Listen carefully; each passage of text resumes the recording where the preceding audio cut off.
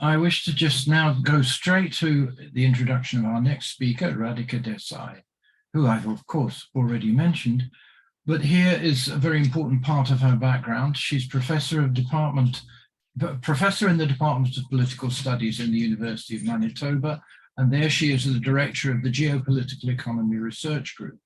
She is the convener of the International Manifesto group, and her books include Capitalism, Coronavirus, War, A Geopolitical Economy, that was 1923, the book Geopolitical Economy After US Hegemony, Globalization and Empire in 2013, and Slouching Towards Ayodhya, From Congress to Hindutva in Indian Politics in 2004, finally, Intellectuals and Socialism, Social Democrats and the Labour Party in 1994, which was the New Statesman and Society Book of the Month. So Radhika, over to you. Okay, first of all, thanks very much, Alan. And let me say, it's I thought when we organized this that this was going to be a really exciting panel, and Gabriel's presentation certainly vindicates that expectation. And I hope that I will stand up to the very high standard that he has set. So I've been thinking a lot about fascism, and the reason is there are several reasons. One is my work on the new right and the history of right-wing politics more generally, which is a field of study in which I kind of cut my intellectual teeth, so to speak. Then I've gone on to work on Hindu nationalism or Hindutva, or what we may call the Indian version of fascism. I'm been one of the small band of people who has insisted on using the comparison or the paradigm of fascism in understanding the politics of the Sangh Parivar, as it is called, the family of organizations to which today's ruling party, the Bharatiya Janata Party of Prime Minister Narendra Modi, belongs. And I've just finished a piece in which I try to understand or I try to show that Modi's relations with corporate capital and his whole modus operandi within India today is remarkably similar to that of Hitler and Hitler's relationship to the corporate capitalist class of the time, a venture in which, once again, I'll also gesture to Jacques Pauer's book, Big Business and Hitler, was very helpful. So I've been doing that. And then finally, I've written a great deal about the history of capitalism as contradictory value production, which includes a discussion, essentially includes a discussion of the type of political and state action that has been necessary historically to stabilize capitalism and indeed save capitalism in previous centuries. From this work, there are some important points that I feel I would like to emphasize today vis-a-vis the discussions that take place in trying to understand both fascism of the past, the continuities between that and fascism today, which I think Gabriel has discussed brilliantly, and then, of course, the forms in which we see fascism re-emerging today. So the first point I want to make is that fascism must be absolutely separated from the Holocaust. That is to say, because the Holocaust was one very important result of it, but by essentially equating fascism with such an enormity, we completely forget that even before the concentration camps were created, even before 1939, fascism was dangerous, deadly, authoritarian, and essentially something that we must oppose. So I think that's, so the idea that somehow fascism equals exterminism is wrong. And also, of course, it completely misunderstands the political economy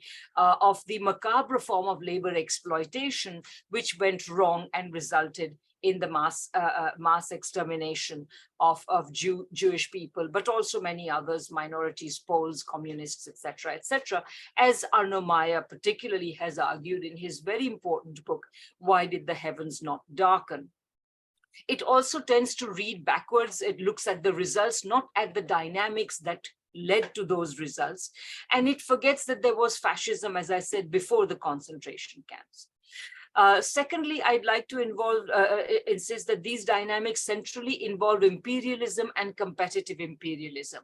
Others, of course, Gabriel has talked a lot about it, but one of the key issues or one of the key things that this scholarship has brought out is that what was particularly shocking about fascism in Europe was that it brought methods of war and subjugation that had been reserved for the colonies into Europe. The third thing I want to point out is that fascism is often treated as entirely separate from the rest of right-wing politics, but this is not so. As Hobsbawm has emphasized in his The Age of Extremes, fascism was part of a wider rise of the right in Europe, which included a whole range of regimes. So fascism was sort of like the hard edge of this form of this right-wing resurgence. And fascism cannot, and this is also related to the fact that fascism cannot and has never taken power without the connivance of liberal and conservative forces, which may initially regard fascism with distaste, particularly because of the plebeian origins of many fascist leaders and followers for that matter, but eventually decide to throw in their lot with them at a critical point in the evolution of the crisis that brings fascism to power. And in relation and in connection to imperialism also, it is important, and I think Gabriel already alluded to this, but it is interesting that fascism in its strongest forms have emerged precisely in the comparative imperialist have-not countries. Now, the fourth point I want to therefore talk about is what exactly is fascism. I here find Nikos Poulantzas' approach interesting in considering it as an exceptional form of bourgeois politics. But there are other exceptional forms of bourgeois politics. There are dictatorships and military dictatorships, for example.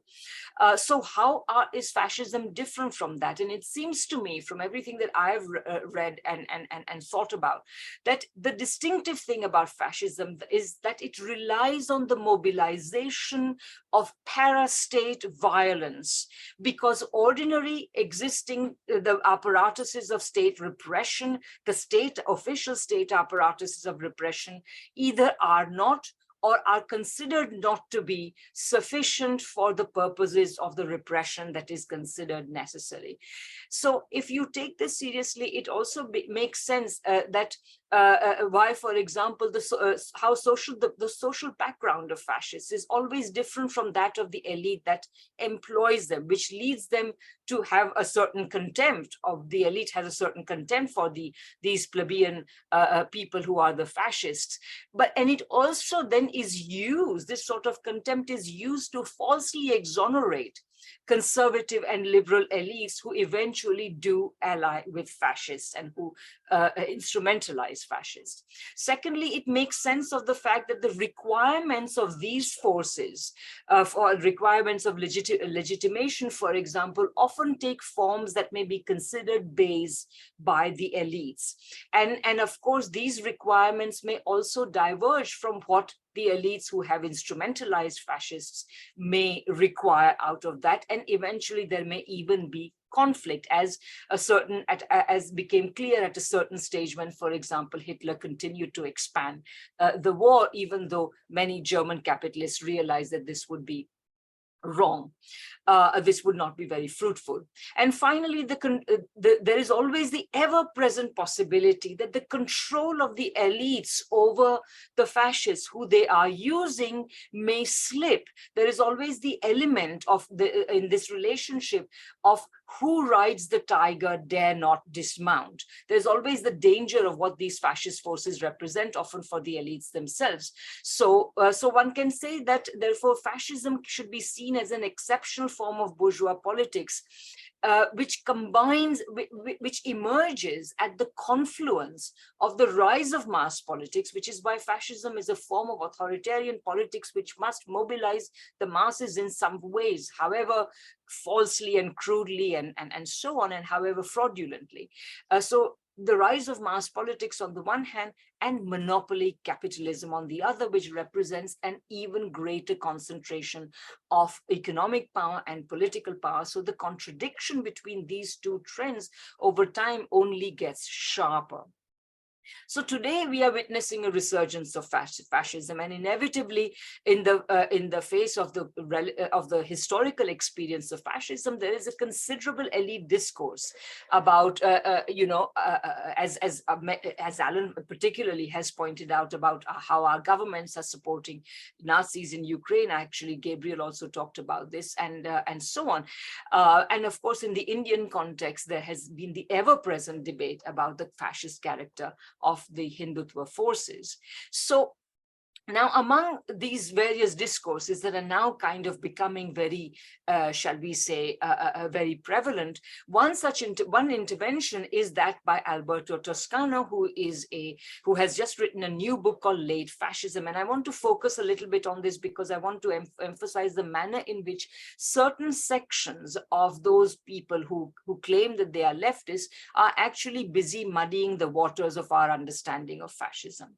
So Toscano, on the one hand, does not deny the rise of fascism, but on the other hand, he engages in a series of intellectual contortions whose aim is to suppress the only sort of opposition there can be to fascism, only sort of effective opposition there can be to fascism, which is a class-based socialist politics. So let's take a closer look.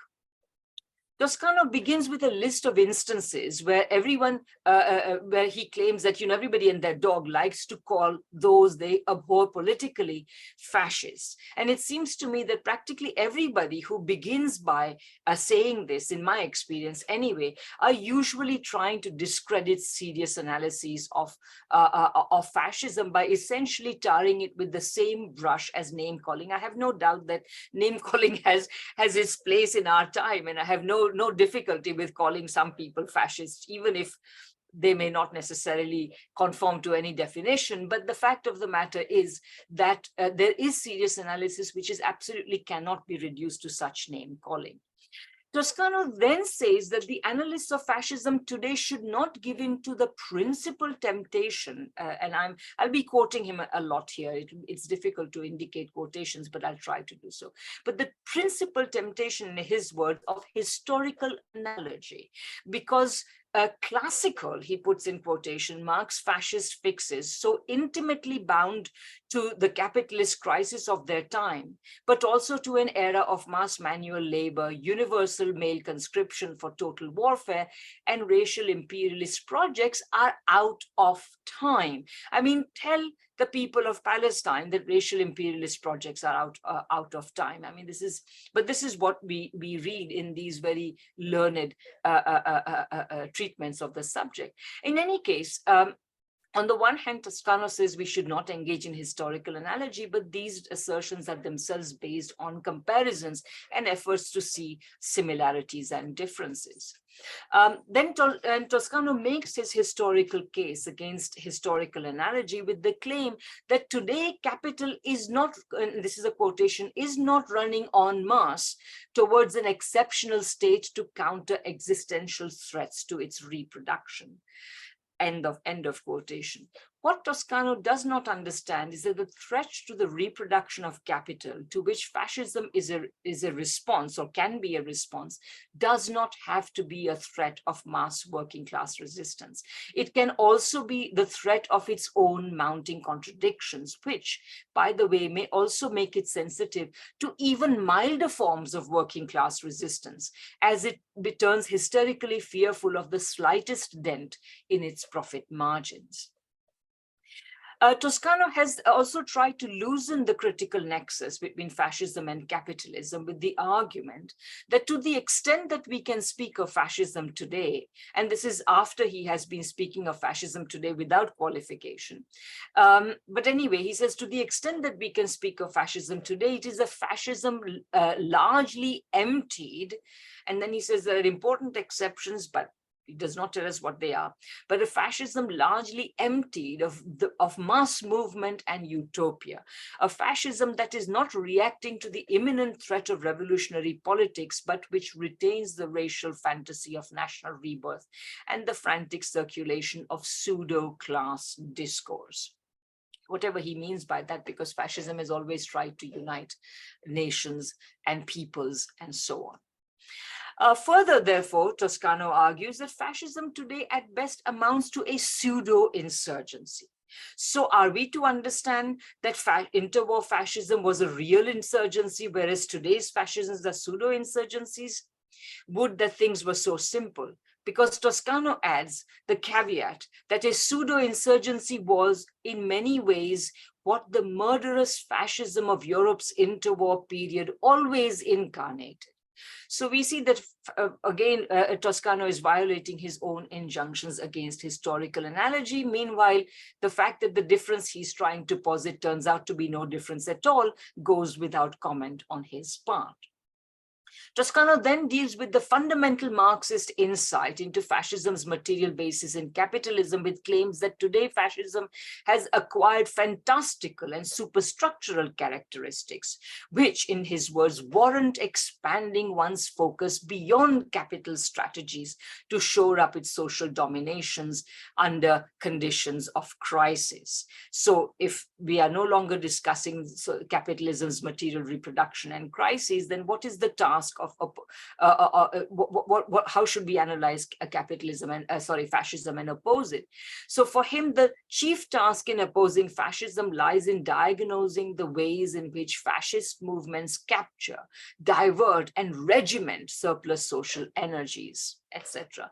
So essentially, he's driving the discussion towards cultural characteristics, psychological characteristics of fascism, and distinctly away from the relation between fascism and capitalism and its crises. Then he sets about three ways in which the fascism today is supposed to be different and superstructural and fantastical. The first is, in the first case, he refers to Ernest Bloch's Heritage of Our Times and invokes Bloch's conception of non-contemporaneity, which is essentially the coexistence of things which we would normally expect to be very distant in time. So Bloch's notion of non-contemporaneity is invoked by him, and also how to quote Bloch, how the monopoly capitalist upper class utilizes Gothic dreams against proletarian realities. So the idea is that there's an appeal to some distant past, which is then made into an mobilizational instrument in today's realities. Today, however, according to Toscano, there are two major differences from this form of classic fascism. First, Toscano claims that the political strategy of the proletariat must perforce be synchronous if it is to confront the capitalist now, or the present structure, this present situation. The implication is that the proletariat cannot appeal to past dreams of equality and community to build socialism, which in fact is complete nonsense. Secondly, Toscano claims that the proletariat has no Gothic or bucolic dreams, some dreams of a peasant past or anything like that, as Bloch suggests, and therefore the swindle of fulfillment, that is fascism, which exploits the reactivated, unfulfilled pasts and unrealized futures, is not possible today.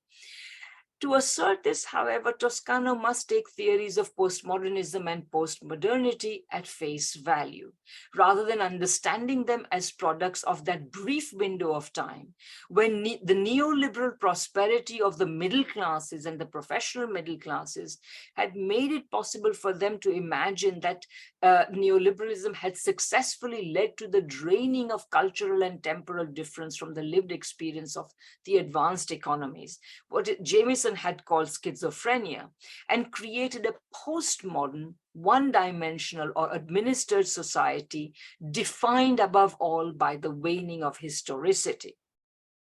However, Toscano should know by now that postmodernism's and postmodernity's announcement of the end of history, which was not so different from Fukuyama's, which came a decade later, was nothing but wishful thinking. History marches on, including the history of capitalism, towards new and ever more macabre forms of decay and deformation. In this context, the fact that the past, which today's fascism, particularly particularly in Western countries, refers to is that of the Fordist heyday of big capital and big labor.